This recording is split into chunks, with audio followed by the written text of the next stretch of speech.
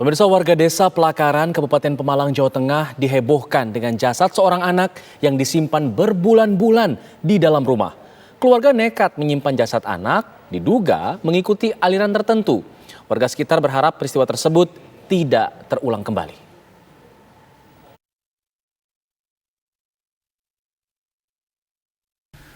Beginilah suasana saat Muspika wilayah Desa Pelakaran, Kecamatan Moga, Kabupaten Pemalang, Jawa Tengah mendatangi rumah warga yang menyimpan jasad anaknya selama 2 bulan lebih. Setelah dilakukan upaya pendekatan, jenazah anak yang berusia 14 tahun tersebut akhirnya dimakamkan di tempat pemakaman keluarga yang berada di samping rumahnya. Pihak keluarga yang nekat menyimpan jenazah sang anak diduga mengikuti aliran tertentu yang meyakini orang yang telah meninggal akan hidup kembali melalui ritual tertentu. Diduga orang tua korban mengikuti salah satu aliran yang menyebutkan bahwa anaknya itu belum meninggal, bahwa jenazah itu masih hidup, padahal sudah meninggal. Kita turun langsung memberikan penyadaran kepada orang tua untuk segera dilakukan perlakuan terhadap jenazah, yaitu dengan dikubur, sebelumnya dengan dimandikan, disolati dan dikubur di samping rumahnya. Keberadaan jasad anak sematawayang dari pasangan Rohmat dan Prihatin ini terungkap setelah warga melaporkan ke pihak kepolisian. Pasalnya, keberadaan anak bernama Saskia Anggina Ramadhani yang masih duduk di bangku kelas 1 SMP lama tidak terlihat. Pihak kepolisian mengungkap korban telah meninggal dan sengaja tidak dimakamkan sebagaimana mestinya. Setelah saya sampai di sana, memang betul ada keluarganya yang meninggal. Informasinya dari tim medis. Informasi dari tim medis telah meninggal beberapa bulan.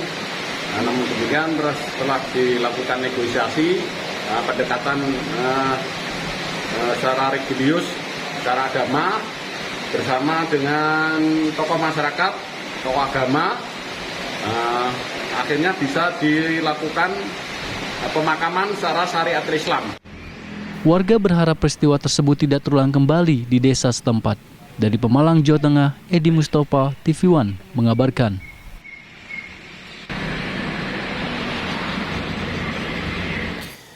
Pihak keluarga akhirnya mau untuk memakamkan jasad anaknya setelah ada negosiasi oleh seorang tokoh agama setempat. Warga Kabupaten Pemalang, Jawa Tengah ini dihebohkan sebelumnya dengan adanya jasad bocah yang diawetkan hingga berbulan-bulan lamanya di dalam rumahnya sendiri. Meskipun dalam proses pemakaman berjalan alot dan pihak keluarga korban akhirnya mau untuk memakamkan korban setelah ada negosiasi oleh seorang tokoh agama setempat. Akhirnya jasad bocah berumur 14 tahun tersebut dimakamkan secara Islam. Hingga kini kasus jasad bocah yang diawetkan masih dalam penyelidikan Polres Pemalang, Jawa Tengah.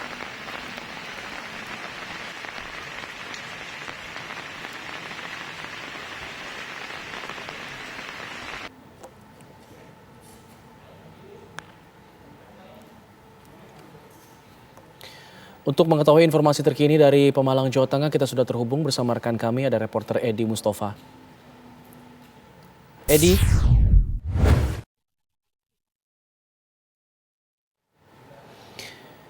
Ya Edi, pasca pemakaman apalagi proses yang sedang dilakukan terhadap pihak keluarga yang mungkin saat ini masih belum menerima adanya pemakaman terhadap anaknya ini?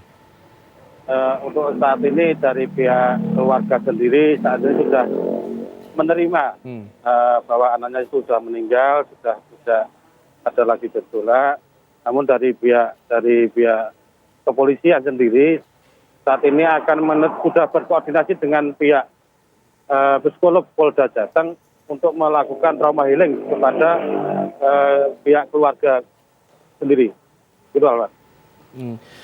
Untuk proses trauma healingnya apakah sudah mulai dilakukan atau bagaimana? Masih menunggu jadwal tertentu atau bagaimana?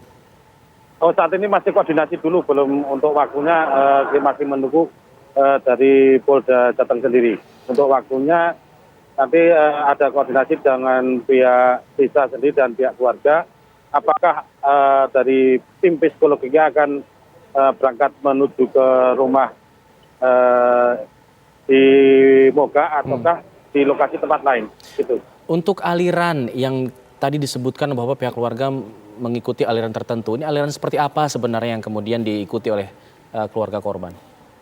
Nah, untuk dari pihak kepolisian sendiri saat ini masih menyelidiki apakah pihak keluarga itu terpapar ataupun mengikuti aliran tertentu sendiri. Karena sampai saat ini belum ada bukti bahwa itu ada aliran tertentu selain yang sudah ada ini, Pak. Baik, terima kasih Edi Mustafa sudah mengabarkan langsung dari lokasi di Pemalang. Untuk melihat dan membahas ini dari sisi agama, kita sudah bergabung bersama dengan Ustadz Wijayanto untuk mengetahui bagaimana menyikapi hal ini dari pandangan agama Islam. Selamat siang, Assalamualaikum Ustadz Wijayanto. Waalaikumsalam warahmatullahi wabarakatuh. Ustadz, ini kita lihat masih ada fenomena seperti ini, bagaimana kemudian mereka mempercayai bahwa anak mereka yang sudah meninggal dipercaya masih bisa hidup kembali sehingga diawetkan selama berbulan-bulan. Ini bagaimana kita harus menyikapinya? Ada beberapa aspek ya, yang aspek utamanya adalah pentingnya mas tauhid ke sana. Ini karena ini menyangkut tauhid. Ya, jadi alfa tauhid diperlukan, anchor harus datang ke sana. Karena ini menyangkut keimanan, menyangkut akidah. Pertama bahwa pentingnya pendalaman pemahaman agama. Ya. Karena ternyata keberagamaan orang kita itu belum terlalu mendalam berkaitan dengan bagaimana yang berkaitan dengan kalau ada kehilangan atau bagaimana merukuni jenazah. Yang kedua, secara tauhid harus dipahamkan bahwa orang itu perjalanannya pasti linear. Orang itu dari alam kandungan itu akan ke dunia, dari dunia sampai ke akhirat. Dan ketika sudah di dunia tidak bisa balik ke kandungan. Itu harus dipahamkan. Tidak bisa bayi lahir kok cacat atau dimasukkan ke kandungan, nanti bayi yang mati, ibunya juga mati. Sama dengan orang mati. Yeah. Orang mati itu tidak akan kembali ke dunia. Dan itu kullu nafsin dha'iqatul maut, setiap orang mati pasti mati. Dan mati itulah di dalam surat Az-Zumar ayat 42 ditekankan Allah menggenggam ruhnya. Jadi Islam tidak mengenal roh gentayangan. Jadi tidak ada roh itu, synkretisme itu tidak ada di dalam Islam. Jadi kalau sudah mati, rohnya nempel kemana, kembali ke sana, itu tidak ada. Ditegaskan di dalam surat Az-Zumar ayat 42. Yeah. Orang yang hidup memang digenggam oleh Allah, tetapi ketika dia tidur dikembalikan lagi. Makanya ketika kita selesai sholat, kita bangun tidur, alhamdulillah di ahyana ba'dama amatana. Jadi seolah-olah Allah sudah menggenggam, tapi dikembalikan lagi ketika dia bangun. Itu tidur. Tapi kalau sudah mati, maka digenggam sampai hari kiamat. Begitu ditegaskan dalam surat Az-Zumar ayat 42. Secara syariat, ada banyak hal yang harus diketahui bagi orang Islam. Satu, beberapa yang harus disegerakan. Pertama, sholat pada waktunya. Kalau sudah azan, segera sholat. Dua, puasa. Ketika sudah berbuka, jangan ditunda-tunda. Ketiga, janda kalau dilamar orang yang sudah baik. Kalau ada janda, padahal yang lamar orang baik, itu tauhidnya bagus, namanya Al-Fat, dia anchor, kerjanya bagus, soleh, maka jangan ditunda-tunda. Dan yang berikutnya adalah bagaimana warisan. Warisan itu juga segera jangan ditunda-tunda karena nanti banyak fitnah. Di antaranya juga jenazah supaya segera ketemu amalnya. Yeah. Di dalam satu hadis, ketika orang sudah meninggal, maka disegerakan. Baik. Islam tidak mengenal disemayamkan sampai berhari-hari. Begitu secara syariah. Iya, Ustadz, tadi kan sudah disebutkan. Kaitannya sosial budaya harus diluruskan. Okay. Karena ini kan mengganggu. Betul. Jangan sampai orang Islam itu harus nafiun li ghairihi. Nanti akan mengganggu bagaimana orang itu dari baunya. Belum lagi merasa tidak nyaman ada jenazah di situ tidak segera dikuburkan. Begitu Mas Alfat? Iya, Ustadz, kalau memang tadi memang secara syariat memang harus diharuskan untuk menyegerakan menguburkan jenazah begitu ya. Iya. Tapi bagaimana dampaknya terhadap sang mayit itu sendiri mungkin dari secara segi amalan ketika jasadnya tidak segera dikebumikan dan juga bagaimana kemudian itu berdampak pada orang yang berada di rumah tersebut. Dalam hadis memang itu kewajiban bagi seorang yang ditinggalkan. Artinya bagaimana rukun dan syariat kepada orang yang menghadapi kematian itu memang selain segera dimandikan, dikafani, dikuburkan, Tetapi bagi jenazah itu memang disebutkan biar segera ketemu amalnya. Artinya apa? Biar semuanya tidak terjadi beban. Dari konteks hadis ini, maka itu menjadi masalah juga bagi jenazah untuk tidak segera ketemu amalnya. Karena bahasa hadisnya, biar segera ketemu amalnya. Nah, maka sebaik-baik ahli waris seharusnya dia harus mensegerakan supaya meringankan beban jenazahnya itu sendiri. Oke.